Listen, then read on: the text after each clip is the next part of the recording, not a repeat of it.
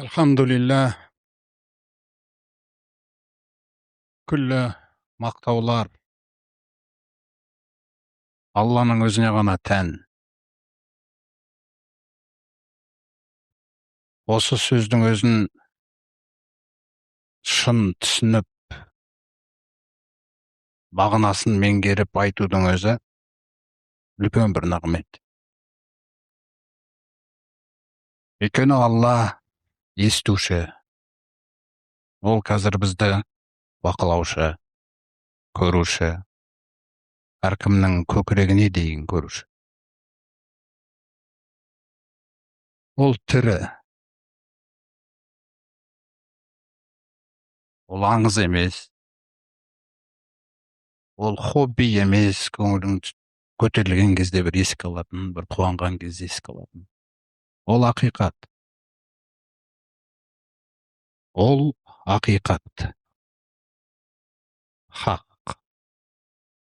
Міне сол хақ Аллаға мақтаулар болсын. Біздерді мұсылмандардан қылған, білмеген нәрселерімізді үйреткен, қараңғылықтардан жарыққа шығарып жатқан, қаншалаған кемшіліктерімізді жасырып жатқан, қаншалаған кінәлардан қайта алмай жатқан кезімізде күте білген,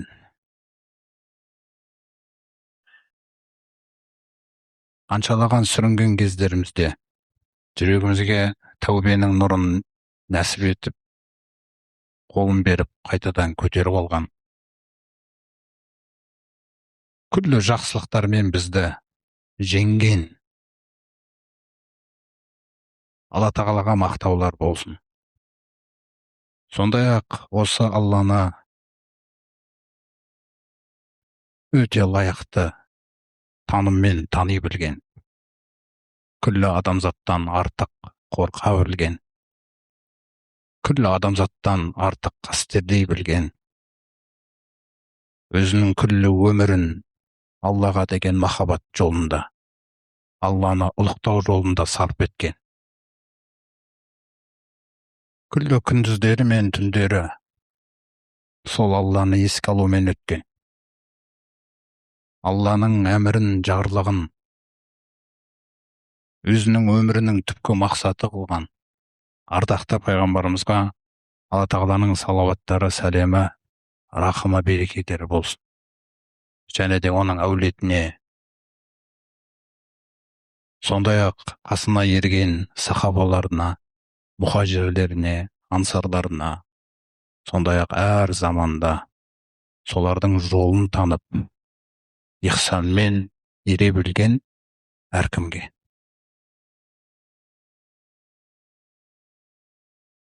Жалпы өмірдегі ең маңызды нәрсе ол иман. Сондықтан сол иман ғана пендені Алламен байланысқа түсіреді. Пендені өлі деген ұғымнан тірі ұғымға көшіреді. Бағана ғана Абдырашид бауырымыз біраз нәрселерді түсіндірді, сызып көрсетті, жан-жақты талқылады. Сонда Алла тағала бізге Әл-Анғам сүресінде айтады: «Әуәмән кәна мәйетен». Әлгі о баста өлі болған біреу дейді. Бұл иманның ақиқатын танымаған әрбір адамға қатысты айтылған аят. Алланы танымаған әрбір адамға қатысты айтылған аят. Әуәмән кәна мәйтен. Біреу өлі болған еді дейді. Фаахяйнаһу. Сосын біз оны тірілттік дейді. Алла, мен тірілттім дейді, иман арқылы. Оның жүрегіне сәуле түсті дейді менен, иман деген. Фажағална лаку нурун. Сөйтіп біз оған жарық жасап бердік. Ямши бихи финнас. Сол жарық арқылы адамдардың арасында жүрсін деп. Алланың жарығын таратсын деп. Сондықтан жүректің дауасы деген кезде ең әуелі бұл тану Алланы. Бізде Аллаға қатысты бір таным бар. Яғни жалпы күллі қазақ халқын алған кездегі танымды айтып отырмын. Алланы танитын сияқтымыз. Алланы жақсы танитын сияқтымыз. Алайда Шәкәрім атамыз ол жалпы диагнозды қойған кезде сол қазақ халқына. Мысалы Абай атамыз Алла деген сөз жеңіл, Аллаға ауыз қол емес деді. Бұл қазақтың диагнозы. 90%, 99% бәлкім жағдайы осы. Алла деген сөз жеңіл, Аллаға ауыз қол емес. Не осыны жүрек қана ойланады. Бұны сіз мектепте оқығаныңызда әдебиет сабағынан өтуіңіз мүмкінсіз. Біреуіңіз бір журналистің жаңағы сұхбатынан естуіңіз мүмкінсіз. Біреуіңіз біз жазылып тұрған плакаттан оқуыңыз мүмкінсіз, бірақ ол түк білдірмейді әлі. Өйткені жүрек бұл сөзді түсіну керек. Сондықтан Абай атамыз Алла деген сөз жеңіл, Аллаға ауыз қол емес дейтін болса, Шәкәрім атамыз былай дейді. Ескі иманды отқа өртеп дейді. Яғни біз Алланы таныдық деп жүрген танымды не дейді Шәкәрім? Ескі иман дейді. Жарамсыз ма? Негодный, непригодный деген сөз мысалы түсініктеп, ол жарамайды дейді. Араб тілінде немесе өздеріңіз естіп жүрген салиқалы деген сөз бар. Салиқалы. Біз оны салиқалы деген кезде, орысша аударған кезде праведный деп аударады да, кішкене мағына бір жақты кетіп қалады. Немесе ізгі, игі деген сөзді білдіреді деп. Шындап келген кезде ол қарапайым мағынасында жарамды адам деген сөз. Алла оны қабыл алуға, Алла оны сүюге жарамды адам деген сөз. Солих деген сөз жарамды, жөнделген деген сөз. Бағана Еркебұлан ұстаз қандай хадисті айтты бізге? Жүрек туралы хадисті айтты. Иза солухал қолбу. Егер жүрек жөнделсе, жөнделді күллі тән дейді. Егер жүрек бүлінсе, пайғамбар сасам қандай сөзді қолданды, сол сөзді өзіңіздің психологияңызда ма, педагогикаңызда ма қолданыңыз. Әрбір сөз жайдан жай қойылмаған о жерге. Сондықтан егер жүрек жөнделсе дейді. Сол машина бұзылып тұр. Ол жөнделмейінше жүрмейді. Сол кәдімгі сол сияқты мен жүрегіме қарау керек. Менің жүрегімде не бар? Менің жүрегім қаншалықты? Егер жүрек жөнделсе, онда күллі ағзалары, күллі дене жөнделді дейді. Егер де жүрек бүлінсе, күллі тән, күллі ағза бүлінді дейді. Күллі ағза, күллі тән бүлінді деген сөз бағанағы Абдурашид бауырымыз түсіндірген астыңғы дәреже. Сол кезде егер де Құран келіп маған былай деп айтатын болса, мысалы, мүлде Алламен байланыс жоқ. Анау жоғарғы жақтағы нәрсе Алла мүлде керек жоқ. Оның орнын менің жүрегімде ақша басқарама, әйелдер басқарама, тағы басқа бір нәрселер, адамдардың мақтаулары, бір қабілеттерім дегендей. Егер сондай жағдай болса, Алла тағала бізге былай дейді Құранда. Күлу ва таматтау. Жеңдер және рақаттаныңдар. Фа иннакум мужримун. Сендер қылмыскерсіңдер дейді. Кім бұл аятты ойланады? Оны жүрек ойланады. Жүректен басқа нәрсе бұны ойланбайды. Құран мынандай жаңалықта келеді бізге. Мысалы бізде көз бар. Құлақ, саңылау деп алайық, мысалы, Алла тағала осы нәрселерді арнайы айтады біз үшін.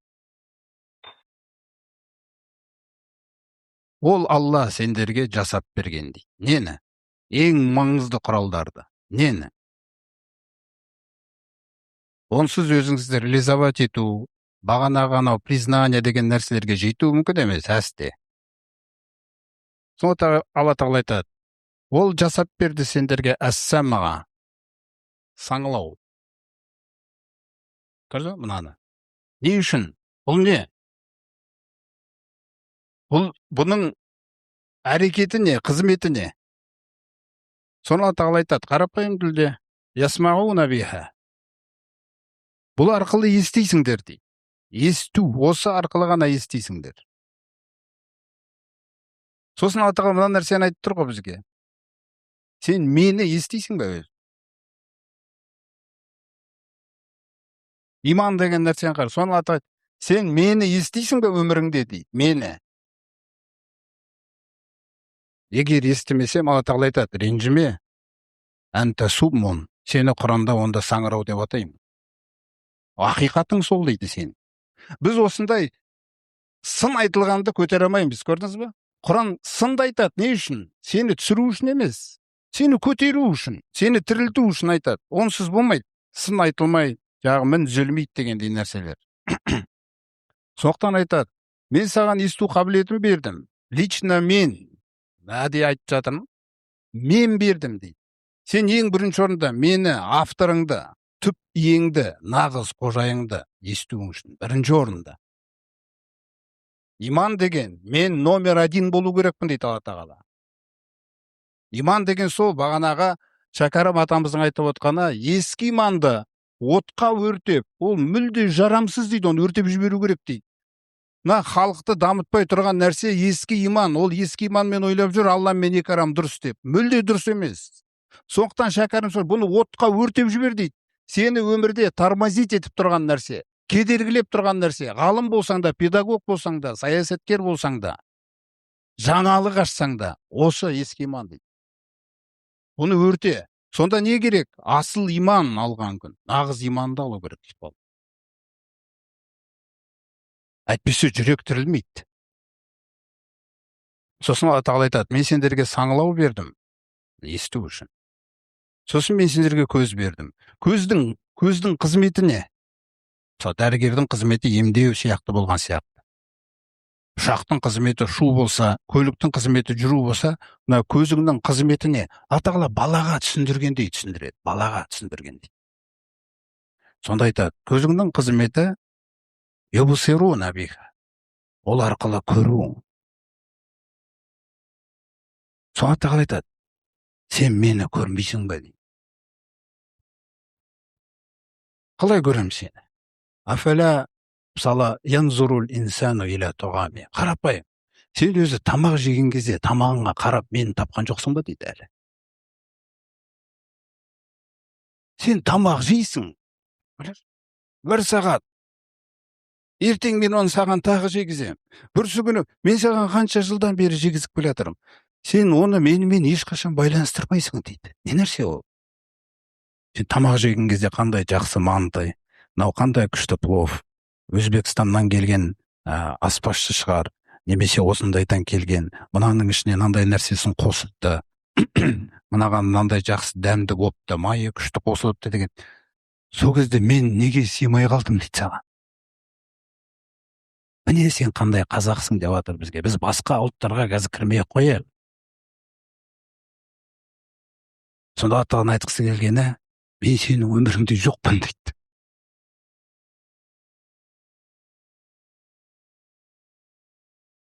Сосын сен үйше айтасың. Алла Тағала сүйікті құлдарына береді екен ғой. Кеше біз жұмыста осындай бір табыс болды, квартира берді сүйікті құлына. Кім айтты сізге оны? Ол шайтанның оң жақтан кеп алдауы. Жүрек өзінің орнын, қызметін табу керек. Сонда мен жаңағы айтқан нәрсем, саңлау, құлақ, есту үшін әуелі мені дейді, ақиқатта көзің мені тауып алсын, менен құтыла алмасын деп күллі жаратқан нәрселердің бәрін көз алдыңа іліп қойдым, көк пен жердің арасындағы. Еще оны 10 жыл бойы, одан кейін тағы 5 жыл бойы университетте оқитын ғылымға айналдырдым. Әлі тапқан жоқсың дейді мені. 10 жыл бойы ешбір географияны менімен байланыстырмағансың, ешбір физиканы, ешбір есепті математиканы, мен оны Құранда саған сөйлеп отырмын қайта-қайта. Астрономияны Құран арқылы қайтадан оқытпасам болмайды екен деп жатыр. Жерді, тауды, тамағыңды, тіпті анатомияңды, оның ішіндегі эмбриологияңды, ананың құрсағындағы жаратылу этаптарына дейін кірісіп саған оқытпасам, ол сенде жоқ дейді, сенің өміріңде мен жоқпын. По настроению. Ал иман деген нәрсе ондай емес, ол ақиқатпен байланысы ғой. Бұл фанатизм емес. Ол жүректің тазалығы. Сонда саңылауды есту үшін көзді көретін қып бердім. Енді үшінші жүрек, үшінші. Афидатан. Құлуб, немесе сендерге жүрек бердік дейді. Енді жүректің қызметіне. Қазір қараңыз қандай жаңалық ашайын деп отыр Алла Тағала бізге.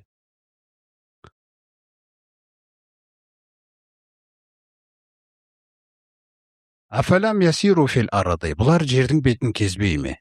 Тарихты оқымай ма? Археология жұмыстарын жасамай ма? Зерттемей ма? Бұрынғы тарихты. Қазір мен байланыстырып жерді қазбай ма? Көрмей ма? Фатакун лахум құлубун яқилуна биха. Қараңыз. Сөйтіп бұлардың жүректері жоқ па? Қараңыз. Қызметін қараңыз жүректің. Яқилуна биха. Ақылдайтын ол арқылы. Жүректің қызметі не? Ақылдау, бұл жаңа етістік бізге кеп тұрған. Мен оны соң қосып отқан себебім, өйткені Құранда ақыл деген нәрсені зат есім ретінде келтірмеген Алла Тағала. Оны әрекет ретінде келтірген. Олай болса, ақыл, біз көрдіңіз, біз алданамыз. Ақыл бір кейде жұмыс істеп, кейде жұмыс істемейтін нәрсе сияқты болып қалуы мүмкін. Ғұламалардың кітаптарында да ақыл деп жазылған кезде біз бір жақты кетіп қаламыз да. Алла Тағала түсінікті болу үшін ол жүрек дейді. Жүректің қызметі ақылдау. Одан кейін соның бәрі кетеді ар жағында. Ойлану, пікірлеу, зерделеу, парықтау кетті ары қарай. Сонда жалғыз пайғамбарымыз салам түсінікті болу үшін қарапайым мағынада осы жүректі айтып отыр. Әлгі өздерінің көкіректеріндегі бір кесек ет деп нан айтып отыр. Қарапайым. Ары қарай басқа бір нәрселерге кете бермес үшін, қызметіне көңіл бөлу үшін. Сонда біз қазір отырған кезде жүрек жұмыс істеп тұр ма бізде? Ұйықтаған кезде жұмыс істей ма? Олай болса, мына нәрсеге таңғалыңызшы. Анаңыздың құрсағында, осында отырған әркім, анаңыздың құрсағында Алла Тағала айтады. Қолақол инсана мин алақ. Адам баласын үйісқан бір түйір қаннан жаратқан.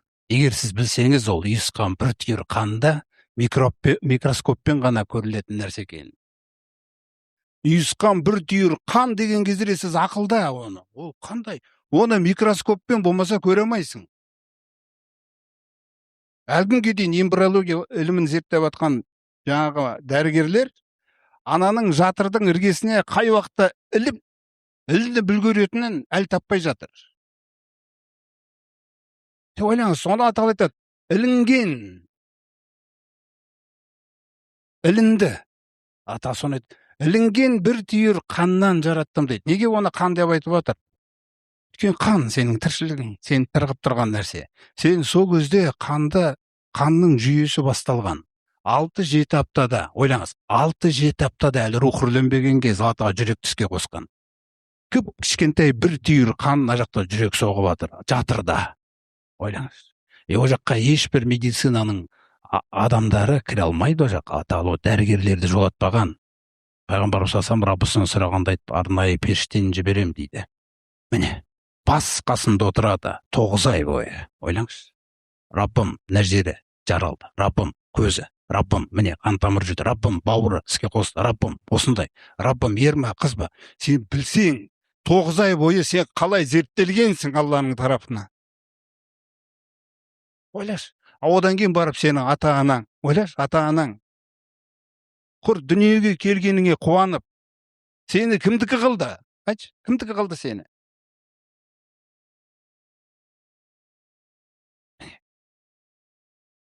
Не үшін Алла Тағала 9 ай бойы көтертіп отыр? Бұны мен Алладан басқа ешкімге бермеймін деген ананы жасау үшін. Әке оның күзетінде тұру үшін сіз білсеңіз, бұл сәби деген нәрсе қандай қымбат екен. Ол оңай кетіп жатыр. Нарықтың, шайтанның базарларында кетіп жатыр. Ойлаңыз. Любой темаға кірісе алады. Алладан басқа. Заяға кету деген нәрсені осы. Сондықтан сіз ойлаңыз, жаңағы жатырға ілінген кезде, мына жақтағының бәрі, біз Алланың өкіміне іліндік, жүрек осыны түсіну керек. Енді құтылмайсың ол өкімнен, болды. Басталдың, аяқталу жоқ мына жерде ешкімге. Тек қайталанасың. Сондықтан жүректегі жаңағы нәрсені қараңыз. Олардың ақылдайтын жүректері болса еді. Ақылдау деген нәрсе жүрегіңіздің қызметі. Енді осы ақылдаған кезде ең бірінші дауа не десем, Алла Тағала мені таны дейді. Өйткені бұны ең бірінші аят түскен аят. Ең бірінші Құраннан пайғамбарымызға түскен аят қандай аят? Ең бірінші. Оқы. Оқы дегеннің артында не тұр? Таны. Таны, жарайды, сен білімсіз қалып қалғаныңды мен түсінейін, иә? Енді бәлкім алдыңғы буындар қараңғылықта қалып саған үйрете алмай қалған шығар, болды.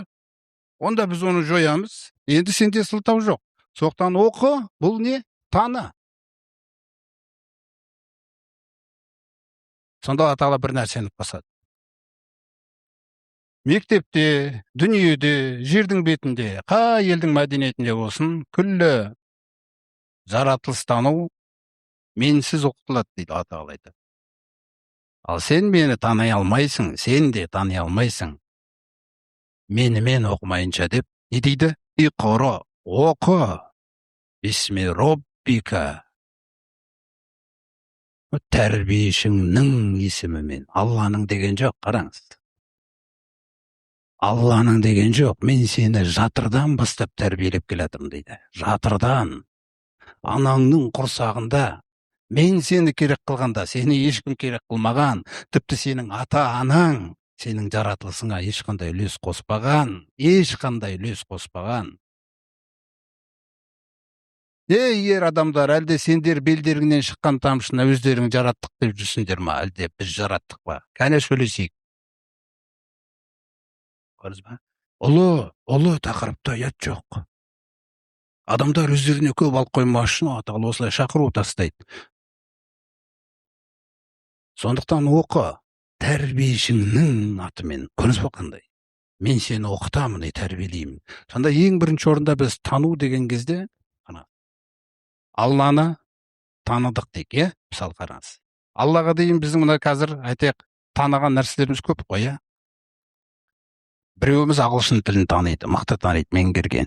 Біреуіміз Қытай тілін таниды, біреуіміз физиканы мықты таниды, физиканың ғалымдарын таниды, біреу географияны таниды, біреу ананы таниды, мынаны таниды. Таныс көп. Сонда Алла Тағала өміріңізге кірген кезде, мысалы Алланы танудағы мақсат не? Түпкі мақсат. Алланы танудағы мақсат не? Деген сұрақ қойсақ біз. Жүрек, сау жүрек, қараңыз. Ойланады да, ақылдайды, ойланады, пікірлейді, айтады, қандай шешім шығарады. Ал ерке балансыз айтқандай, шешім қабылдайды. Қандай шешім қабылдайды? Мен Алланы таныдым. Ол күллі нәрседен сүйікті болу үшін мен үшін. Махаббатты көрдіңіз ба? Абай атамыз не дейді сізге? Махаббатпен жаратқан. Алла Тағала сізді жаратқан кезде мына белгіні. Қазіргі заманда өте көп болып отыр. Енді Алланың қалауы ғой. Оны енді кішкене Аллаға қарай қосу керек.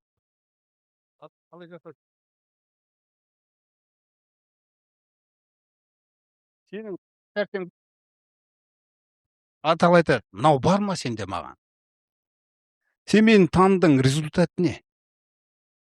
Мен көптің бірімін ба дейді, қараңыз. Көптің бірімін ба? Әлде кетті ма жүрегің маған? Мәселе осында. Мысалы пайғамбарымыз салсамды қараңыз. Әуелгі 5 аят түседі.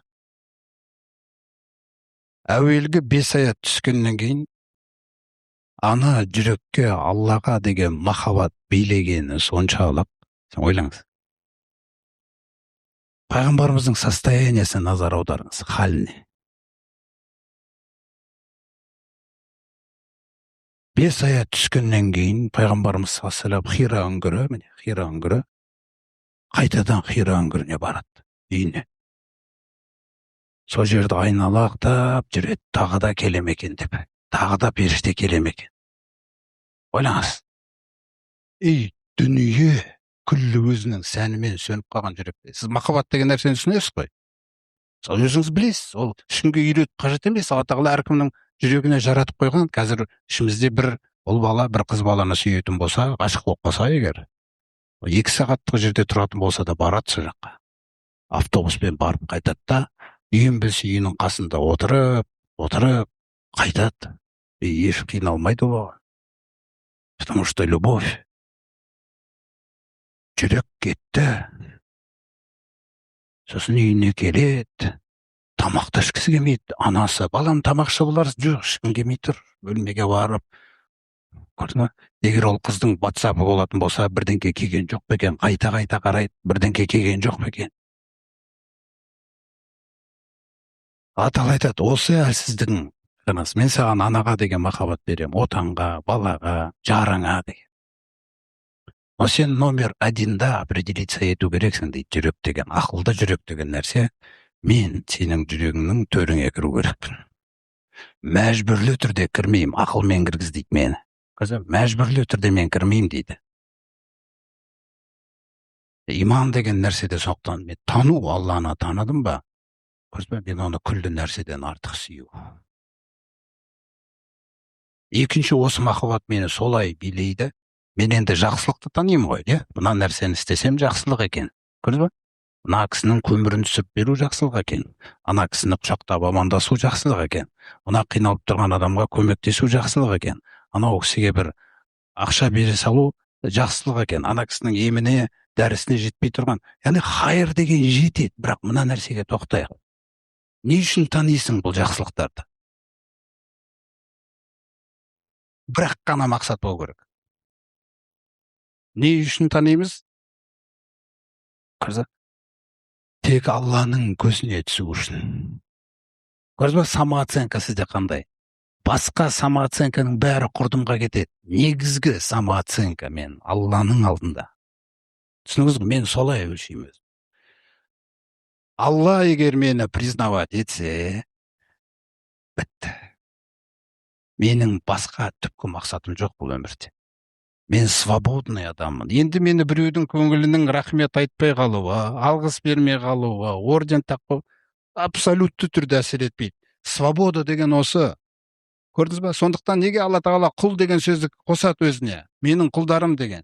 Өйткені күллі адамзат бәрі бір құлдықта дейді Алла тағала. Ол тек қана менің құлым болған кезде ғана тәуелсіз адамға айналады.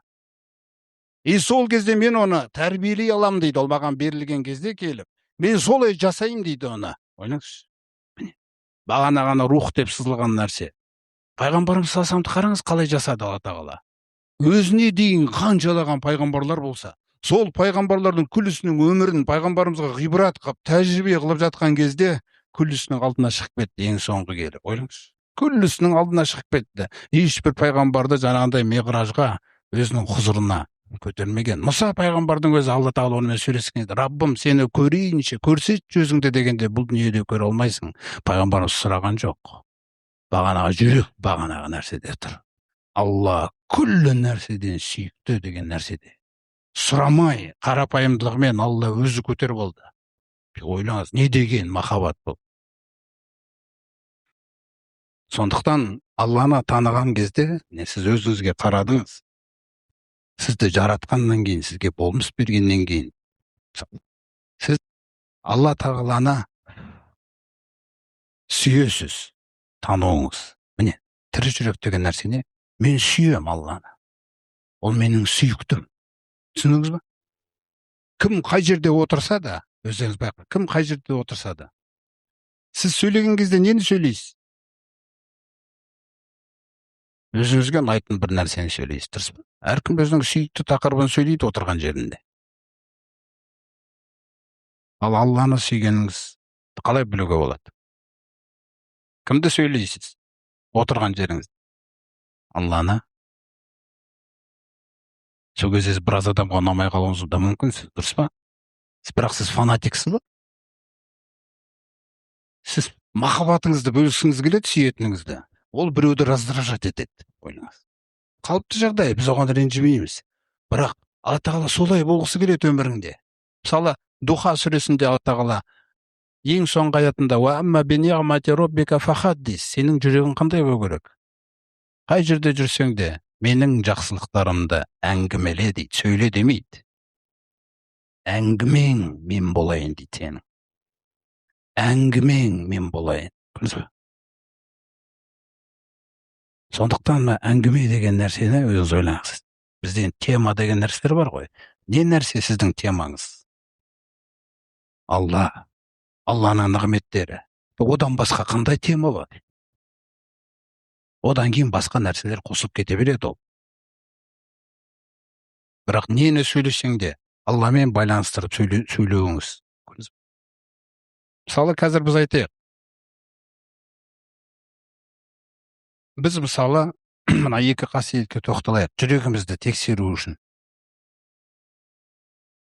Алла тағала оны бәрімізге жеңілдетпесе, біздің бұл жалпы біздің уайымымызға айналмаса, біз ана тәнімізді күткендей, мысалы, тәнімізді күтеміз, өзіміздің физиологиялық, физикалық тұрғыдан, жаттығу тұрғысынан, тазалық тұрғысынан тәнге уход жасалады. Уход. Сол Алла тағала бұл жерде бізге айтқысы келетіні, жүрекке де уход жасау керек. Мынау менің көкірегім. Алла тағала көкіректі айтады. Көкірек былайша айтқанда, қазіргі тілмен айтқан кезде кабинет. Соны Алла тағала айтады: «Афаман шараха лаху содраху лил ислам». Әлгі Алла тағала оның көкірегін исламға қарай ашқан. Исламға деген сөзді былай түсініңіз. Исламға деген Аллаға махаббатпен берілу. Аллаға махаббатпен берілуге көкірегін кімнің Алла ашса дейді, көрдіңіз бе? Кабинетің. Енді сол кабинеттегі патшаны пайғамбар саллаллаху жүрек қылып келтіреді. Асылында деді, «Фаиннаха ла таъмал абсару». Шынымен де сендердің көздерің емес дейді, соқыр болып тұрған. Ана айды менімен байланыстыра алмай тұрған, ана күнді менімен байланыстыра алмай тұрған, ана көк пен жердің және оның екі арасындағы нәрселерді босқа жаралмаған, ақиқат үшін жаралған деп айта алмай тұрған сенің көзіңнің соқырлығы емес дейді. Ал не онда? Ләкин тағма әл-құлубу әлләти фис-судур. Алайда сендердің кабинеттеріңдегі патшаларың соқыр дейді. Мен қазіргі тілмен айтып отырмын бұны. Көрдіңіз бе? Мына көкіректегі жүректерің соқыр деген сөз, сенің кабинетің бар. Түсінесіз ба сіз? Сіз кәдімгі үлкен нәрсесіз, сіздің кабинетіңіз бар. Сіздің патшаңыз, сіздің жаңағы жүрегіңіз. Енді қараңыз бұл нәрсеге. Аллаху наззала ахсан әл-хадис. Алла тағала әңгіменің ең жақсысын түсірді. Әне жердің бетінде әңгіме көп, дұрыс па? Әңгіме көп жердің бетінде. Сонда Алла тағала айтады: Алла түсірді әңгіменің ең жақсысы. Муташабиха. Оның ішінде Алла тағаланың даналығымен ұқсас, мағынасы, мазмұны ұқсас келетін оқиғалар бар. Сондай-ақ мәсәния, ұмытып кетпеулерің үшін, қайта-қайта естеріңе түсіріп тұру үшін қайталанатын түрде жасалған. Енді мына сөзге қараңыз. Тақшаирру, тітіркенеді. Жүлудул лазина яхшауна роббаху. Мына нәрсені қараңыз. Жүрек, бәрімізде жүрек бар, дұрыс па? Сол жүрек мына жақтағы, сол менің ең жақсы әңгіме оқылған кезде Раббыларынан қорқа білетін адамдардың терілері тітіркенеді дейді. Дрож жүгіріп өтті дейді ғой. Мысалы, сіздер байқайсыздар ма? Театрда бір кино, неге жаңағы бір өлең айтатын жерге барған кезде, бір музыка бір ойнаған кезде, бір дауыс ерекше шыққан кезде, денелер тітіркеніп кетуі мүмкін, дұрыс па? Әсер береді. Бір термедегі бір сөздер, тағы басқа нәрсе. Алла тағала айтады, егер де сен білгің келсе дейді, сен менен қорқасың ба, қорықпайсың ба? Мысалы мен білгім келеді, дұрыс па? Мен білгім келеді, мен Алладан қорқам ба, қорықпаймын ба? Соны айтады, ол оп-оңай дейді. Не дейді? Мен Құранды түсірдім дейді. Сол Құранның аяттарын сен оқыған кезіңде, мысалы қазақша мағынасы, аудармалық мағынасы бар қазір. Соны оқып жатқан кезіңде терің тітіркенсе, сен менен қорқасың дейді. А терім тітіркенбесе ше, өйткені сенің терің басқа темалармен кеткен.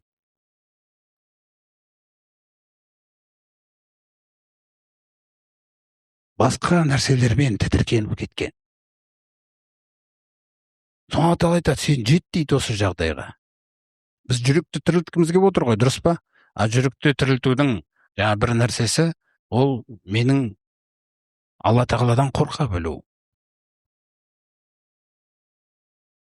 Мысалы, егер ұрлықшы бір нәрсені ұрлайын деп жатқан кезде, сөйтіп ол жерге адамдар кіріп келсе, не болады жағдай? Қорқып, дірілдеп. Соны Алла айтады, сендер Құранды оқырған кезде, мысалы, Құранды оқып жатқан кездеріңде, мен оны солай түсірген. Терілерің тітіркенеді. Әлгі Раббыларынан қорқа білетін адамдарды. Сумма талину жулудухум ва қулубухум лизикрилля. Сосын олардың терілері мен жүректері Алланы еске алуға кірісіп кетеді. Соқтан еске алуды қараңыз. Еске алу деген нәрсе Алла тағаланы. Жаңағы аяттарды оқыған кезінде, егер Алла тағала ол жерде өзі жайлы айтып жатқан болса, өзі жайлы. Мысалы, Алла тағала айтады, фатарал арада хамидатан. Мысалы, мен қазақша аудармасын айтайын.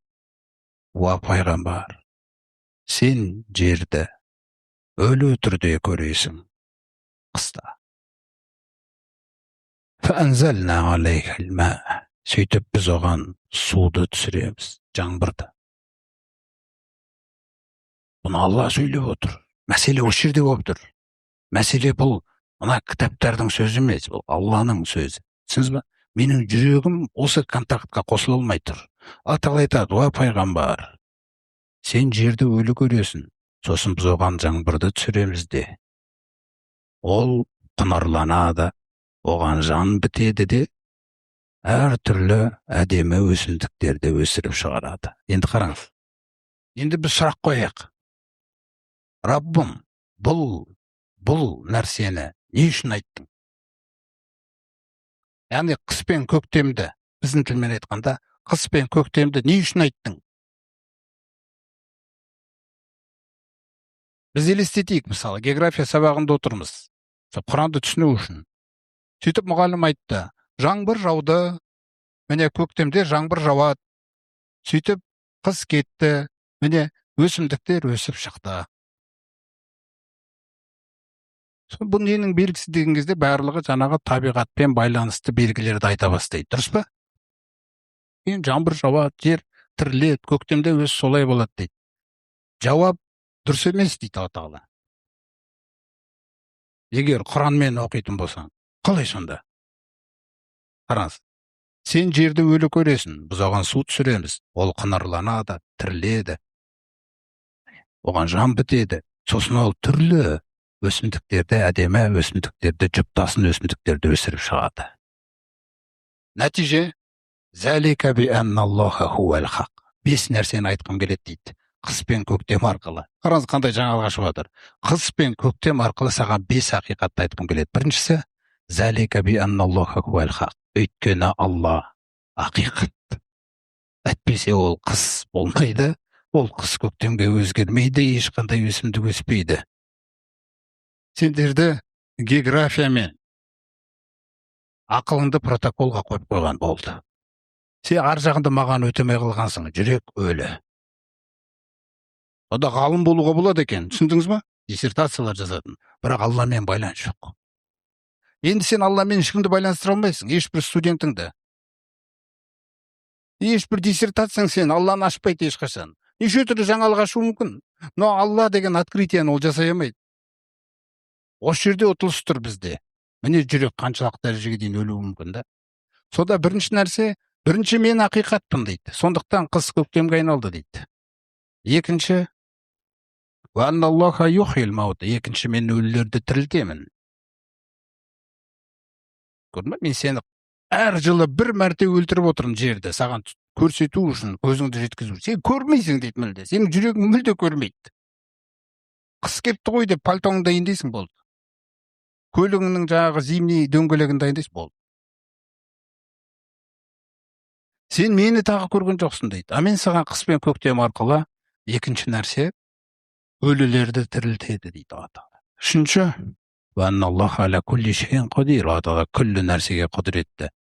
Үшінші ақиқат көре алдың ба дейді осыны. Төртінші ше, қиямет сағаты келе жатыр дейді. Ла райба фи. Дәл осылай құртамында қайтадан тірілтеді дейді. Бесінші, Алла тағала қабірдегілердің бәрін қайтадан тірілтеді. Қараңыз, бір қыс пен көктемге Алла тағала, сонда жаратылыстың күллісі нені көрсету үшін, бағана көз көру, нені көрсету үшін тұр? Алланы және оның сөзінің, уәдесінің, ескертуінің ақиқат екен. Жүрек міне бірінші орында осы нәрсеге түсу керек. Көрдіңіз ғой. Сонда жаңағын оқып отқан кезде мен Алланың сөз екендігін оқыған кезде терің тітіркенеді дейді. Терің тітіргеннен кейін сенің терің де, қараңыз, терің де, жүрегің де Алланы еске алуге кіреді. Негізі Алланы еске алатын нәрсе, айтайық, тіл. Мысалы, я Алла, сен мінсіз пәксің, сен ұлысың деген кезде тіл сөйлеп отыр. Бірақ негізі Алла тағала мынау жүректен шығу керек деп отыр ғой, көрдіңіз ба? Жүрекпен бірге сенің нервный клеткаларың қатысу керек. Терін айтып отқаны нервный клеткаларыңа дейін мен еске алу керек дейді. Соқтан сіз осы хал, Құран осы нәрсеге бізді жеткізгісі келеді. Сондықтан Құранды мағынасы өте пайдалы сөз қылып Алла тағала. Оны әуенмен әсемдеп, сондай қылып бізге қойып берді. Енді мына нәрсеге қараңыз. Құлым маған жақындауды қаласа, менің жүрегім мақсат қойды. Мен Аллаға жақындағым келеді. Сөйтіп Алла тағала айтады, егер сен осы шешіміңде шыншыл болсаң, шынайы болса, онда мен саған құралдарын көрсетейін дейді. Болды Раббым, құралдарын көрсет маған.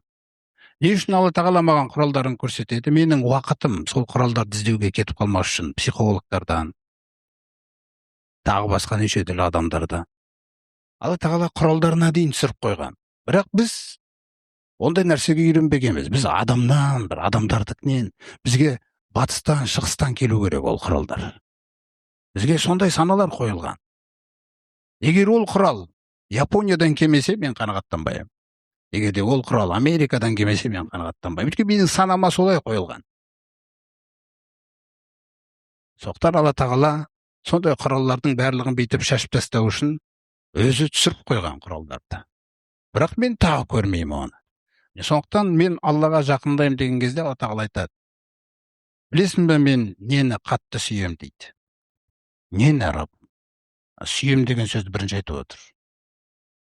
Өйткені мен сүйіктімнің сүйгенін естеу керекпін. Сүйемін. Егер Раббым менің сүйіктім болса, сүйікті деген тақырып. Егер Раббым Алла тағала менің сүйіктім болса, мен оны сеніп, сезе білсем, онда оның сүйген нәрселері мен үшін өте маңызды. Соқта айтады, мен сүйген нәрселерсіз маған жақындай алмайсың. Бірінші қағида деді. Болды Раббым. Онда сен бірінші орында нені сүйесің? Раббым деп сұрақ қоятын болсақ айтады. Мен саған белгілі бір нәрселерді міндеттедім. Белгілі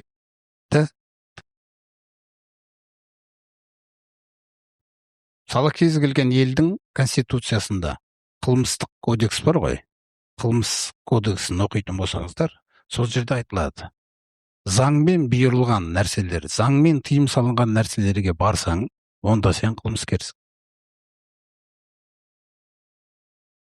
Заң көрсеткен нұсқаулар, заң саған қойған қағидалармен бұйырылған жүктемелерді істемесең, сен қылмыскерсің.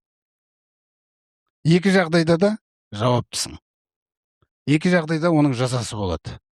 Кәдімгі заңдағы нәрсе. Сол секілді Алла тағала айтады, бұл менен басталған дейді, о баста. Сен сол жаққа қайтып кел. Соқта менің сүйетін нәрселерім бар. Бірінші орында менің саған міндеттеген жүктемелерім. Ол қандай раб? Мысалы, мен қалайым, сен маған 5 уақыт связға шығып тұру керексің. Сосын оның уақыттарын мен белгілеймін дейді.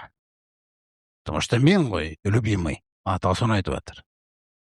Сен мені сүйесің, дұрыс па? Иә. Мен саған күніне 5 уақыт менімен байланысқа шығасың. Өйткені махаббаттың байланыс болу керек.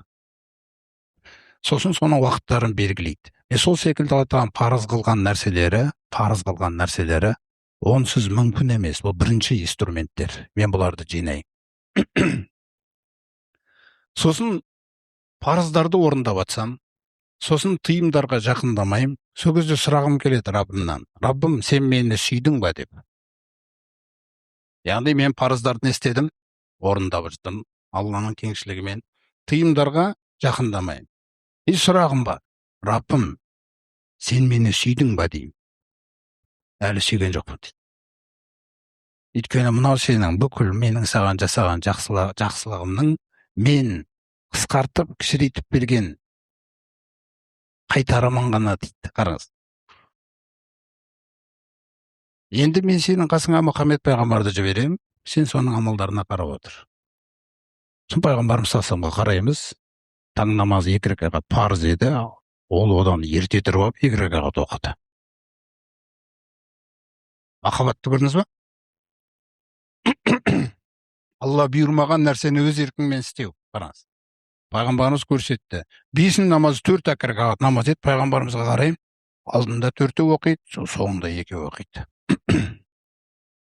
Түнгі уақытта Алла тағала түннің ортасында ешқандай намазды парыз қылмаған еді, пайғамбарымызға қарасаң, түнде 1 сағат, кейде 2 сағат тік тұрып, Құранды оқып тұрады. Ол Құран бір жағынан кино, бір жағынан документальный фильм, бір жағынан тарих, бір жағынан оқиғалар, түгел нәрсені сөйлейді Алла тағала, ғылымда. Сонда сіз қараңыз, пайғамбарымыз саллаллаху біреу келіп, ассаламу алейкум деп арт жағынан келсе, толық бұрылып амандасады. Қарап тұрсаңыз, өстіп пайғамбарымыз саллаллаху Алла тағаланың бұйырған нәрселеріне максимально кез келген мұсылман жасай алатындай көлемде ерікті амалдарды қосып кеткен. Сонда мына сөзге қарайық енді. Құлым еш маған жақындай алмайды. Мен оған міндеттеген амалдар арқылы болмаса, өйткені ол амалдар маған ең сүйікті амалдар. Кейін құлым маған өз еркімен нәпілдер арқылы жақындап бастайды да, қарас, мен оны сүйемін дейді. Сіз түсіндіңіз ба? Бағана біз көп айтамыз. Біз мына сөзді ақырын сөйлеу керекпіз. Алла тағала сүйікті құлдарына береді екен ғой. Сондықтан осындай қажылыққа барып келдім. Әдеби сөздермен алданып қалмаңыз. Өйткені Алла тағала айтады, сен нәпілдерді, парыздың үстіне нәпілдерді қосқан кезде мен сүйемін дейді. Және сүйетінімнің 4 белгісі бар дейді. Егер сол 4 белгі сенде болса, мен сені сүйдім. Осы нәрсемен аяқтаймыз қазір. Көрді, шайтан бізді оң жақтан алдап кетпес үшін. Бағана бірінші, мен Алладан қорқа білетінімді тексергім келді, Алла тағала айтты, терің тітіркенсе, сосын сол тітіркеннен кейін терің мен жүрегің мені еске алуға кіріп кетсе, Раббым деп басқа нәрседе ауырады отырсың да, бір кезде қарасаң. Құранды 1-2 аятын оқып жатқан едің, Алладан кешірім сұрап, тәубаға келіп басқа аураға кіріп кеткенсің. Значит, жүрек қорқа біледі. Алла тағала көрсетіп беріп отыр. Біз өзіміз алдап қоймас үшін. Немесе біреу арқамыздан қағып, сен жақсысың дегенге жақсы болып қалмас үшін. Енді қараңыз. Ол ерікті амалдарды арқылы маған жақындаған кезде мен оны сүйемін дейді. Раббым, сонда сенің сүйуіңнің көрінісі қалай көрінеді менің бойымда? Қарапайым тілде айтады. Мен сенің көзіңе айналам дейді. Көріңіз. Оны кәдімгідей тексерсек болады. Қазір біраздан кейін барамыз, әркім үйіне өзінің бір угологы бар, телефон қолына алып отырады. Ашасың. Болды. Қазір көзім менің істейді, көрсетеді. Алла мені сүйе ме, сүймейді. Мен мұсылманмын, мен мүминмін. Мен жүректің иесімін, но анау жүрек емес. Түсіндіңіз? Жаңағы Алла тағала айтып отқан. Мен мұсылманмын, Алла маған рахымды, Алла маған жақсылықтар жасап жатыр дегендей нәрсе. Ризықты да көбейтіп беріп қойған, ол махаббаттың көрінісі емес ол. Мүлде махаббаттың көрінісі емес, егер үйіңізді тез арада салып керемет үйге кіріп алсаңыз. Мүлде. Өйтіп өзіңізді алдамаңыз. Ол ризық. Ол ризық, сенікінен де үлкен сарайларда өмір сүріп жатқандар бар. Перғауын дегеннің сарайын көрсең, тіпті салыстыра алмайсың өзіңнің үйіңді онымен. Сондықтан қараңыз. Раббым, сонда сен мені сүйсең, оның бірінші көрінісі, мен сенің көзіңе айналам дейді. Қарапайым нәрседі айтып жатыр. Яғни енді менің көзім Алла тағала қарама деген нәрсеге, тиктокты қарап отқанда қарап отырсам, мен басында негізі уағызға кіргем. Бір бауырым уағыз жіберген WhatsApp-тан, соны басып қап едім, бір әдемі уағыз айтылып жатыр. Сосын бір кезде көтеріп қап едім, бір қыз бала билеп жатыр екен. Сол кезде егер де менде реакция бірден бүйтіп жұмыс істемесе, Алла мені сүйеді деп айтамын. Егер оған қарап және отырсам, қалай мені сүйеді Алла? За что? Махаббатта опасыздық кетті ғой. Измена кетіп жатыр. Алла, бірақ мейірімді, күте біледі, мейірімді, кешірімді жасырады. Вообще көрсетпейді ешкімге қателігіңді. Қияметке дейін, қияметте де жасыра алады. Бірақ бұл жерде мәселе махаббатта болып тұр. Ойлаңызшы, мен сонша жыл өмір сүріп, мен Алланың махаббатында признанный бола алмадым.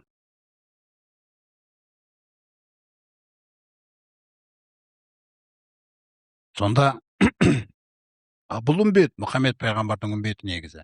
Толығымен осындай халге бұйырылғанда, толығымен күллі нәрселерден жоғары тұру үшін жердің бетінде. Екінші көрінісі қандай, Раббым? Мен сенің саңылауыңа айналам дейді. Білесің ба, анау кеше сөйтіп қойыпты ғой. Сөйтті ма не? Астағфирулла. Біреу үшін астағфирулла айтып отыр, қараңыз. Астағфирулла. Құдайдан қорықпайды екен, астағфирулла. Сен өсек тыңдап отырсың ғой. Сенің саңылауың, ненің көрінісі? Алла сүймейді.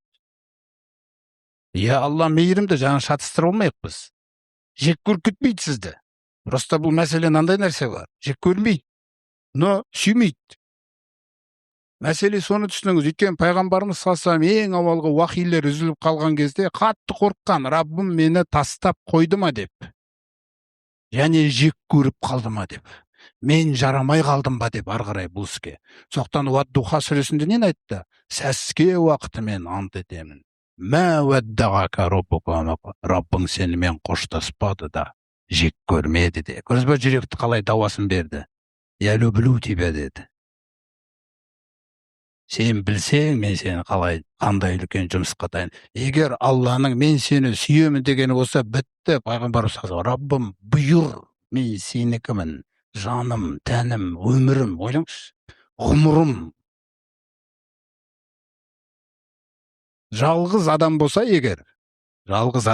жердің бетінде, Алла тағала оның өмірімен ант еткен. Ол тек қана пайғамбар екен салыстыра. Абдулла ибн Аббас деген сахаба айтады, ешбір пайғамбардың өмірімен Алла ант етпеген дейді. Мұхаммед пайғамбардың өмірімен ғана болмаса. Хижр сүресінде мысалы. Ла амрука, сенің ғұмырыңмен ант етемін. Сен ойла, ол ғұмырда мін жоқ, не болмай тұр ғой сонда. Түсінсіз бе? Ол ғұмырда күндізі болсын, түні болсын, саңылау болсын, көру болсын, сөйлеу болсын. Жоқ. Сонда Алла тағала айтқысы келетіні, мен оны сүйген кезде мен оның көзіне айналамын. Мен оны сүйген кезде мен оның саңылауына айналамын. Мен оны сүйген кезде мен оның аяғы боламын. Ойлаңыз. Енді мынау аяқ бұрын босқа неше жерлерді аралап жүре беретін, шаршап, өзі де шаршап, мен де шаршатып дегендей нәрселер. Қазір бұл Алла сүймейтін жақтарға мүлде бармайды. Бұл бірақ Алла сүйетін жақтарда жүреді. Мысалы, сіз отырсыз, міне, жеті бір кісі айтты, анау кім бар ғой, сол ауырып қапты қатты.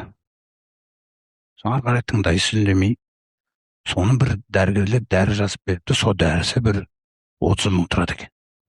Соған ана байғұстың ақшасы жоқ екен. Саңылау жұмыс істеді. Алманың саңылауы. Тыңдады бәрін. Ал жақсы, ассалаумағалейкум деді, жаңағы жаққа қарай кетті. Барды, амандасты, қал жағдайын білді. Міне, 30 мың немесе 40 мың. Аяқты көрдіңіз бе, не істеп келді? Ешкім білмейді. Сүйіктісі ғана біледі. Бұл сол сүйіктісі үшін ғана барған. Ана жақтан алғыс та керек жоқ, ештеңе керек жоқ, мүлде. Газет, журнал. Қазір Инстаграмда не? Әрбір пісірген тамағыңды көрсетесің. Әрбір нәрсеңді, кімге? Сонда сен мойындалғың келе ме? Не үшін сені бүкіл халық болып мойындаса да Алла мойындамаса? Зачем? Бағана кім Абдурашид бауырым, энергияң қайда кеткен? Алла сені керек қылмаса, Алла мені керек қылмаса, анау көп подписчиктердің маған бірден айтып жатқаны, не керек ол маған? Міне сана қаншалықты дәрежеде түсіп кеткен.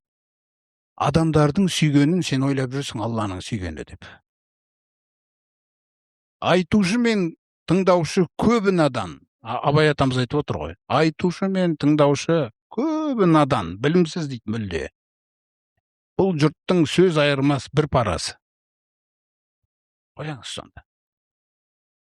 Одан кейін Алла тағала айтады, мен оны сүйген кезде, мен оның қолы боламын. Көрдіңіз бе? Қолы боламын. Соқтан мына қол, бұл Алламен контрактке отырған қол болып кетті. Түсіндіңіз бе?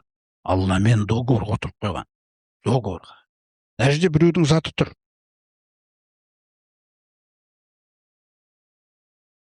Бармайды. Ана жақта бір сұлу қыз керемет келіп жаңағы бір амандасайын деп бұрынғы енді кеңес үкіметінен келатқан не бар, мәдениет бар, Европадан бар, қолын созған кезде аламай. Бірақ мына жақтағы нәпсі, түсіндіңіз бе? Нәпсі деген нәрсе бар, Алла оны алып тастамайды ешқашан. Өйткені ол күрес үшін керек. Ол өліп қалмайды, ол жоқ болып кетпейді. Ол іште ала салмадың ба деп тұруы мүмкін. Менде сүйіктіммен контракт бар, ты успокойся деген нәрсе керек. Түсіндіңіз бе? Бұған бәрібір. Бұған контрактыңа дейін бәрібір. Мен сізге айтайын. Өйткені Алла тағала Адам алейхиссаламды махаббатпен жәннатқа кіргізіп, Хауа екеуін кіргізіп, міне мына ағаштың қалағанынан жеңдер. Тек мына ағашқа жақындамай-ақ қойыңдар, мына ағашқа деген кезде, соны Адам мен Хауа қайта-қайта бүйтіп қарап қояды. Қайта-қайта қарап қояды. Әрбір қараған сайын жақындап келеді. Шайтан да жаңағы көкіректеріне салып, дәмін көресіңдер, сен онда тұрған не бар деген. Сонымен ақырында екеуі келіп, сосын Хауада айтады жаңағы. Көрейікші енді. Ол жерде де сол сөздер бар ғой. Жаным деген сөздер бүгін ғана пайда болған сөз емес. Жаным дәмін көрейікші енді. Көрсек көрейік. Еркек, көрдіңіз ба? Көрсек көрейік те көрді да, бір кезде нұрлы киім шешіліп қалды. Мына біздің тән сияқты тәнге айналып кетті. Сонымен жапырақтарды үстілеріне жауып жатыр. Алла тағала айтқан сөзі, енді жәннатта мынау анатомия, физиология, жәннатта өмір сүруге келмейді. Срочно жерге түсу керек. Тамақ кетті, асық кетті. Оны анатомияда ол қорытылып, жерге срочно түсу керек, жәннатқа болмайды. Сонда өзіңіз ойлаңыз қандай нәрсе. Сосын кейін адамдан сұрайды ғой, адам, неге жеп қойдың деп. Адамды қараңыз, Хауа қызықтырып жіберді. Сонда Алла тағала Құранда тек адамды кінәлаған. Шайтан ол арам оймен сені қызықтыратын, өлімің жердің бетінде ажалың келгенше қасыңнан кетпейді. Алла тағала осындай тұр. Әйелің де арам ойсыз қызықтыруы ешқашан тоқтамайды. Сен ғана кінәлі боласың. Соқтан сен мәселе. Отбасының жүрегі сенсің. Түсіндіңіз бе? Отбасындағы жүрек сенсің. Мысалы үйге келіп, жаңағы мен бір қой сойып, қойдың бір еті келді. Сосын алдында ал, мынаның жартысын бір жерге беріп жіберейік. Мына жағын мына жаққа беріп жіберейік деген кезде, әйеліңіз ешқандай арам ойсыз, қала берсін де оны бәрін беріп береміз ба деді. Бірақ мен Алламен контрактты айтып қойдым ғой, жаңа берем деп. Соқтан береміз деп. Бұлай айтып отқан себебім, пайғамбарымыз саллаллаху алейхи үйіне қой келген, пайғамбар бәрін таратып жатыр. Білесіз? Біреу ойлауы мүмкін, бас істемейді, фанат. Қазіргі адамда сондай көрсе, біреу сөйтіп айтуы мүмкін. Не мынау? Үйінде қоя салмай ма дегендей. Пайғамбарымыз таратып жатыр. Айша анамыз бит қарап, сосын ең соңында бір жаңағы жауырын ғана қалған ғой, жауырын. Пайғамбарымыз жауырынды көреді де, Айша анамыздың көңіліне қарап, жауырынды қалдырады. Сол кезде Айша анамыз айтады: жауырын ғана қалды дейді. Сонда пайғамбарымыз салсам айтады: сен ақыреттік стандартпен өлше дейді. Жауырыннан басқасы мәңгі қалды дейді. Жауырын асқазанға кетті. Одан кейін ол энергияны тағы қайда жұмсайсың, оны бір Алла біледі. Ол заяға кетуі де мүмкін да. Түсіндіңіз ба? Сол үшін, көрдіңіз ба? Алла тағала мені сүйетіні мен үшін маңызды болу керек. Мен кәдімгідей бол, менің бүгінгі күнім осы нәрсе өлшемдермен жүру керек. Мен бүгінгі күнім Алла мені сүйген. Яғни ол үшін менің мынау аяғым бүгін ешқандай өсек тасымаған. Неге өсек тасушы деп айтады? Өйткені мына екі аяқ керек. Ана үйден ана үйге жүгіріп, ана үйден ана үйге жүгіру үшін. Қаншама энергия кетеді оған. Қаншама сөз саптау кетеді. Ойлаңызшы, әдебиет кетеді ол жерде. Ол жай жасалмайды ғой ол. Сондықтан мына аяғыңыз Алла тағала сүйетін жаққа ғана жүрсе, энергияның бәрі соған кетті. Одан кейін жаңағы қолыңыз, біреудің затын алмайды. Біреу сұраса береді. Қандай қол, мысалы. Жаман нәрсені ұстамайды. Сонда көзіңіз, Алла тағала мен көзін айналам деді. Көзіңіз болды, бірақ нәрсе жетіп жатыр. Көз бен құлаққа, бірақ нәрсе бүгін Алла тағала жұмыс эффективный болу үшін телефонға жинап берді. Алла тағала бүгін телефон жаратып қойды. Бір телефонның өзі былай жетеді. Көз бен құлақ Алланікі ма, менікі ма? Болды. Бүгіннен бастап өздеріңіз байқап көріңіздер. Сосын көріңіздер, ол сүю деген нәрсе, сіз бүйтіп, мен оңай, Алла тағала сүйікті құлдарын қажылыққа жібереді екен ғой, сол қажылыққа барып қайттым деп сосын өсек айтып отырсам. Біз өзіміз алдамайық, серьезный болайық. Өйткені Алла тағала жаңағындай, өзі айтып отыр ғой. Мен оны сүйген кезде, мен оның жаңағы 4 нәрсесі болам дегендей нәрсе. Сол 4 нәрсемен біз өлшейміз. Таңертең тұрдық, ертең таңертеңнен бастайық, таңертең менің аяғым қайда кетіп бара жатыр өзі. Сүйікті жаққа ма, сүйіксіз басқа жаққа ма? Осыны болды, контрольда ұстау керекпін. Қолым да сол, көзім де сол, саңылау деген нәрсе де сол. Сонда осыны көз, құлақ барлығын Алла бізді сынау үшін жаратқаннан кейін, балаңыз келді, мына шайды үстіңізге төгіп алды. Шайды үстіңізге төгіп алған кезде балаңызға, енді сіздің Алланың, оның көзі болам деді ғой. Енді Алланың көзімен қараңыз бұл балаға. Ештеңе етпейді балам. Сен аман бол, сен ғалым болшы. Білесің бе, сенің болашағыңды қалай уайымдаймын мен? Сен келген кезде сенің есіміңді білесің бе, не үшін Мұхаммед деп қойғам?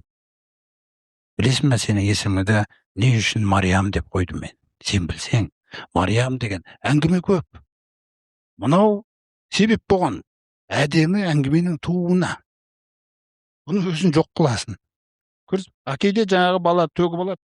Ой, мына бала, алыңдаршы мына баланы. Қайда Алланың көзі бірде? Сосын ана жақта Анасы шығып келіп, енді бала ғой, енді ештеңе етпейді, қойыңдар ше. Осындай өмір жетеді қазақ баласында. Не пайда бұдан? Өзіңді мойындатқың келе ма не? Сенің алдыңда ешкім бір нәрсесін төгіп ала алмай ма? Сен сондай серьезнийсың ба не? Осындай дұрыс емес өлшемдер бар. Енді сол адам жаңа баласына айқайлап жүрген. Байқаңдаршы мынау, не нәрсе деп? Енді қонақта отырған түріне қарайық. Қонақта отырған кезде бір қонақтың баласы төгіп алды байқамай. Ол жерде білмеймін энергия тақуалықтың қайдан келетінін. Ештеңе етпейді. Ештеңе етпейді ол. Ештеңе етпейді. Сонда ол мына жақта неге жұмыс істемейді, мына жақта неге жұмыс істейді? Сол мына жақта жұмыс істеген нәрсені бағана Еркебұлан сөз айтып кетті. Алғашқы үшеуі отқа тасталады. Ойласын, отқа кететін амал. Өйткені мен біреулерге ұнау үшін сүннетті, Құранды орындадым. Ойлаңыз. Ал Аллаға ұнау үшін балаларымның қасында оларға айқайлап, мүлде басқа нәрсені жасадым мен. Сондықтан жүректің дауасы айта берсек әрине көп. Еркебұлан ұстаздың осы 40 хадисі осы кітаптың мазмұнында жинаған, иншалла әлі де сіздерге көптеген пайдалы ілімді, пайдалы амалдарды сыйлайды. Алла тағала осы сөзді айтқан мені де, күнәларымды кешірсін, сіздерді де кешірсін. Барлығымызды осы жерден шыққан кезде күнәсі кешірілмеген, жамандығы жасырылмаған, жәннатқа қарай Алла тағала жол ашпаған ешкім қалмасыншы деп тілейміз.